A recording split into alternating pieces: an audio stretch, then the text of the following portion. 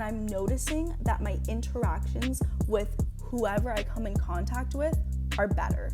They're higher quality. The people, the experiences, and the opportunities that I began to attract after implementing this new habit was at a different level. It was at a different level of value. It was higher value, higher quality. Hi guys, welcome back to a new episode of Synced Up. Woo! I am really excited for this week's topic because it's gonna change your life. Simple as that. It's all about habits, how to build better habits, the science behind habit building, and how you can use your habits to change your life and go in the direction of your dreams and just use them to become the person that you want to be. So before I get into that, I just wanted to give a quick little life update. So on Friday, I found out that I had strep because I woke up and I couldn't swallow. My throat was so swollen, it was so sore, and I was like, something's off. Something in my spidey senses, even though the fact that I literally could not breathe out of my throat, not that we breathe out of our throats, but my throat was ineffective. It was not useful. So I walked my little butt to City MD. I got checked. It was actually really fast. I was in and out in 20 minutes, which was pretty amazing. So shout out. Oh no, it was urgent care. Shout out urgent care. It was urgent and I felt cared for. And yeah, so after that, and it was weird because physically I felt fine. And then slowly the day kept going on and I started to feel worse. And then Saturday was really awful. Sunday I started feeling better. And now today, Monday, I'm feeling like a new person. But the crazy part about this is, so during the week, before I even knew that I had strep, before I even felt like I was sick, I felt perfectly healthy, I asked my Aunt Jo, who, if you know me, you know how close we are. My whole family is very close. But yeah, I mean, I lived with Jo my entire life, so we are very close. Anyway, I texted Jo and I was like, do you want to come over this weekend and we can spend the weekend together? It's crazy because she came at a perfect time. She was able to stay with me and help take care of me when I was not feeling well. So it worked out perfectly. And yeah, I mean, I don't think I could have gotten through this weekend without her. She was such a big help, but it's just crazy. It ended up working out perfectly, kind of. I mean, do I wish that I didn't get strep? Like, do I wish I could have gotten through this without getting strep? Like, yeah, it was awful. I felt like shit. But it was good nonetheless. And I'm finally feeling better. So yeah, anyway, I just thought that was like a cool universe looking out for me type of thing.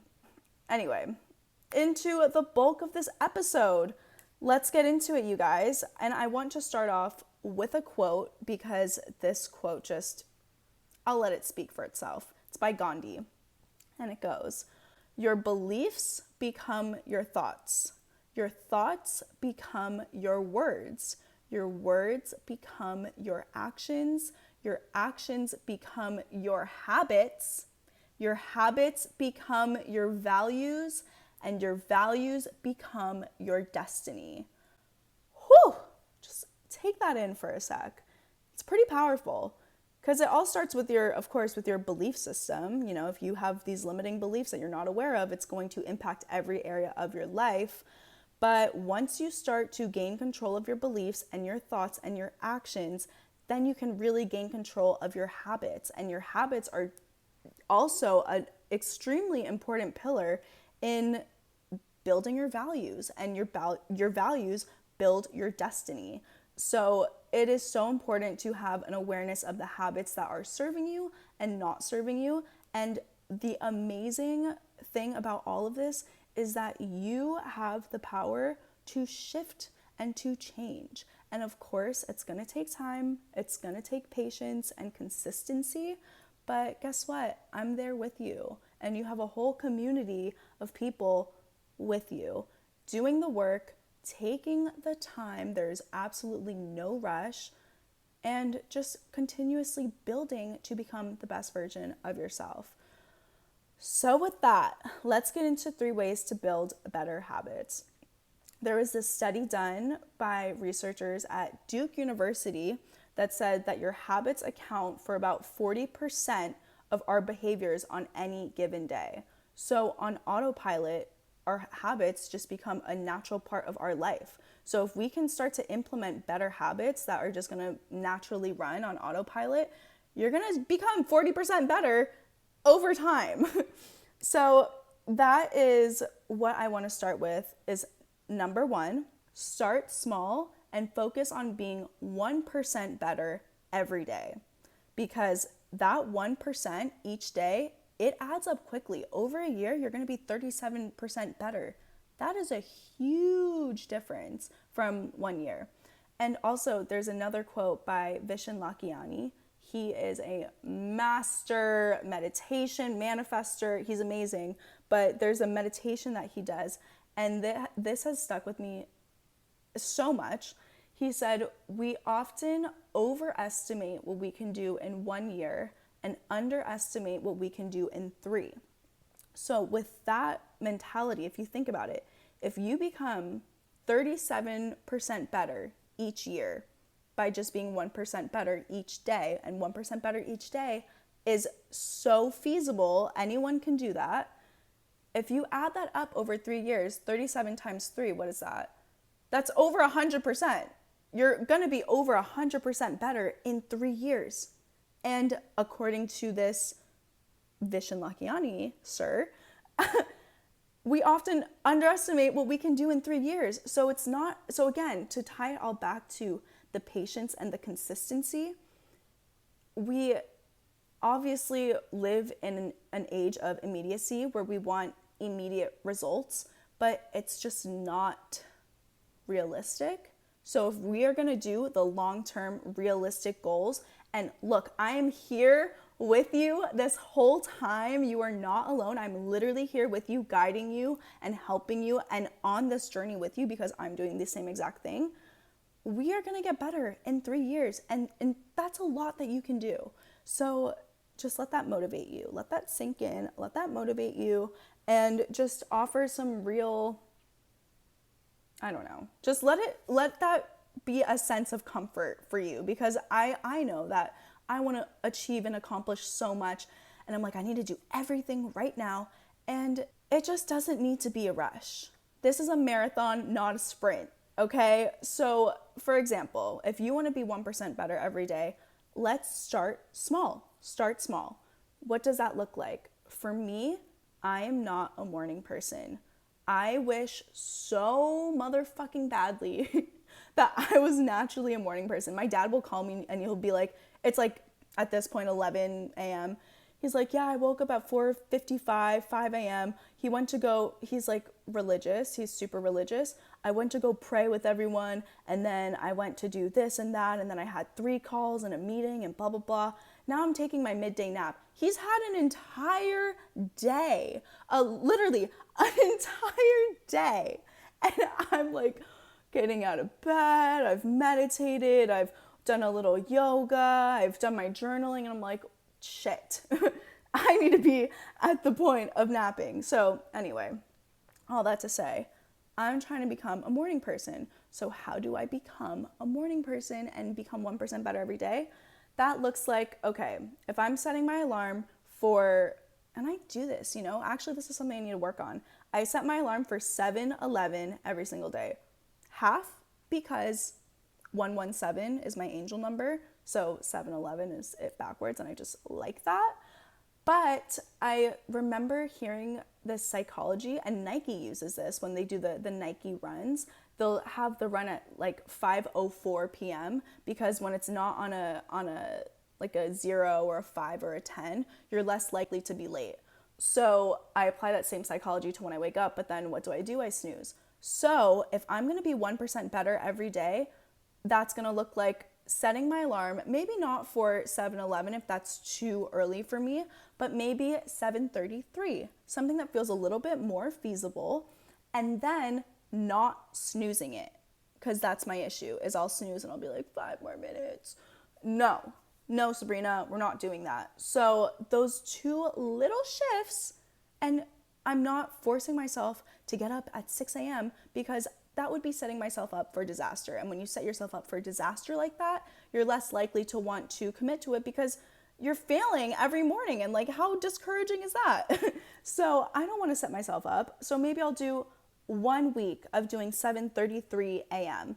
And then once I feel like I get into a good routine, then maybe the next week I'll bump it down to 7:11, or I'll do that for a couple weeks. Because again, there's no motherfucking rush. Anyway, so yeah, that's number one.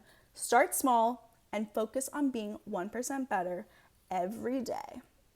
Number two, I'm going to share the 4 laws of building a habit. This is going to be number 2.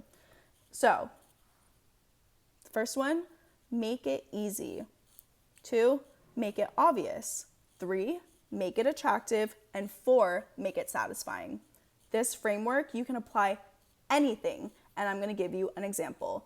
So, say your goal or the new habit that you want to implement is meditating for 10 minutes every morning. Boom, easy. Let's apply that to this framework. So 1, make it easy. If you are new to meditating, then it can be intimidating, whatever. Find a guided meditation. You're gonna have to do a little bit of research, but thank God we live in the age of the internet and YouTube, where you can find anything you want.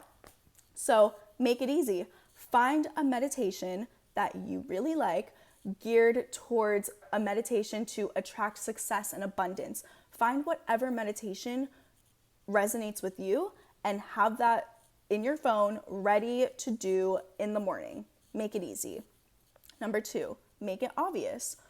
If you are someone who needs sticky note reminders around their apartment or around their room, on their desk, make it obvious. Because when you see something, when you can visually see it, you're less likely to forget about it. It's like when you have all your clothes folded versus hanging. If all my clothes, oh my God, why can't I speak?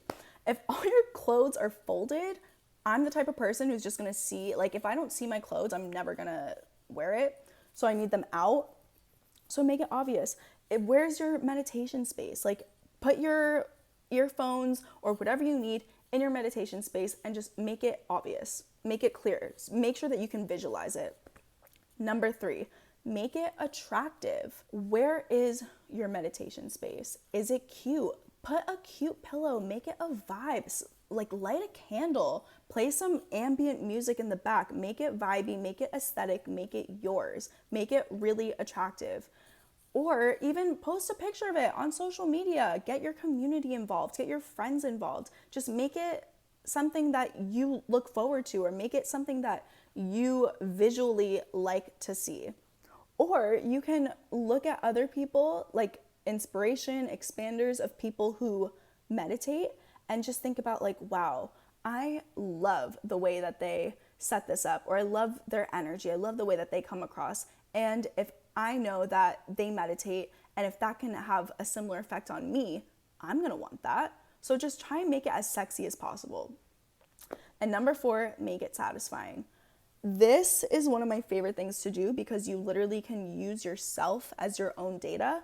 But on the days where this is a great example, on the days where I snooze versus the days where I just say, you know what, Sabrina, get the fuck out of bed. No, I don't say that. But like on the days where I'm just like, all right, you know what, I got this. Like, I'm gonna get out of bed. I swear they're always better. They're always better. And when I think about my reason why I do this, or the reason why I want to start waking up earlier or stop snoozing or whatever it is, I think about that. I think about the days where I have a really productive day, or the things that I do on the days where I just feel the most magnetic and the best. And I compare it to the days where I just feel lethargic and I'm not on my A game. And it just makes me realize like, okay, this is why I do the work. And that makes it so satisfying because, and I just had this last week. It was on Wednesday. I woke up, I did an early yoga Pilates class.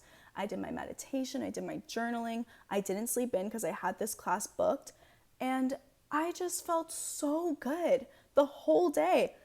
I was in the best mood, and I think about that and I'm like, I want to feel like that all the time. It's so satisfying when you have those days. Your energy just becomes magnetic and so much more powerful. And it's like, why wouldn't you want you know what you have to do in order to achieve those results. So why wouldn't I wake up early and meditate and do all the things that make me feel good? Because I know that it strengthens my energy. And when my energy is strengthened, I literally become a magnet for opportunities. I had the best dinner with the guy that I'm seeing. My energy was just there. We were like so connected. I received a campaign opportunity. I was just on it on social media, connecting with you guys. I recorded a new episode. Like everything just felt so aligned, and I was receiving these opportunities and having amazing interactions with people. And it's like, I know the reason why. It's because I took care of myself and my energy. So knowing that, it's so satisfying when I do it, and I'm going to continue coming back. So moving on to the third and the last way to build a better habit, and it's habit stacking. This one I think is the most tangible. It's the most doable, the easiest thing to implement into your routine. But basically it's stacking the new habit that you want to implement onto an existing habit that's like autopilot for you. So for instance, a habit that you already have is brushing your teeth in the morning. So when you're brushing your teeth, say that you want to start doing positive affirmations. This was one of my favorite things that actually helped me to get into doing positive affirmations. So I wrote down all the affirmations that I wanted to repeat on a piece of paper, and I taped it to my mirror in my bathroom. So while I was brushing my teeth in the morning, which is one of the first things that I do, the other first thing that I'm now doing in the morning is reading all of these affirmations of who I want to be, the energy that I want to cultivate, the energy that I want to put out, the energy that I want to receive. And it was such an empowering way to start the day that naturally I just started doing it. Then I would do it in my journal, and it just became second nature. And because it's the first thing that I'm feeding myself in the morning, that's becoming my thoughts and my beliefs about myself, because I'm repeatedly doing it and I'm doing it consistently. And a belief is just a thought that you consistently and repeatedly think. So it was really, really impactful. And having an affirmation routine is huge for your self-esteem and your self-love and really building up your energy. So by incorporating that first thing in the morning, stacking that new habit that I wanted, what did I do? Okay, actually, we can put this into the framework. I made it easy. I just taped it up onto the wall, and all I had to do was repeat it while I was brushing my teeth, which is something that I'm already going to be doing because it's an autopilot habit. 2, I made it obvious. It was literally right in front of me because it was taped. I could not miss it. 3, I made it attractive. I felt good about myself when I was repeating these affirmations. They made me feel empowered. They made me feel sexy. They made me feel confident. They made me just feel like I could do anything. And 4, I made it satisfying. It felt so good to then feel that way, to lift myself up and start my day in that empowered state of mind. That was very satisfying to me, because then I'm starting my day doing this and I'm noticing that my interactions with whoever I come in contact with are better. They're higher quality. The people, the experiences, and the opportunities that I began to attract after implementing this new habit was at a different level. It was at a different level of value. It was higher value, higher quality. And again, it goes back to, I see how the people, experiences, and opportunities that I'm attracting are up-leveling. I'm seeing how the way that I view myself is up-leveling, and the way that I treat myself is up-leveling. So if I am experiencing all of this abundance and all of these miracles and truly magic just by doing these new habits and changing the way that I think and view about myself, why wouldn't I continue doing it? So you can use yourself as data, and you can use yourself as your own motivation to continue to build these habits. And of course, at the end of the day, it takes discipline.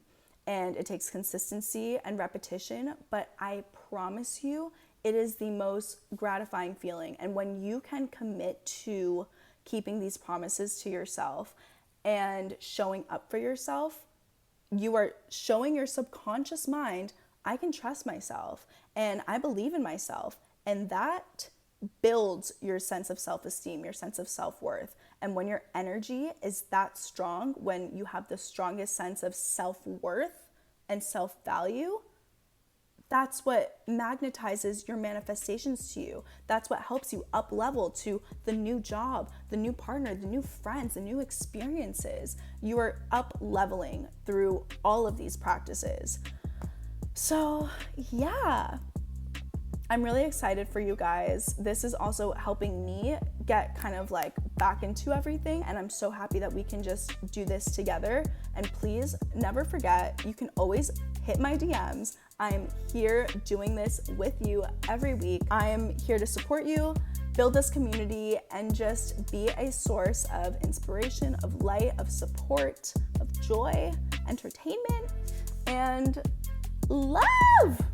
Okay, so I hope you enjoyed this episode. I will see you next week, and let me know what habits you're getting into. I love you. Bye.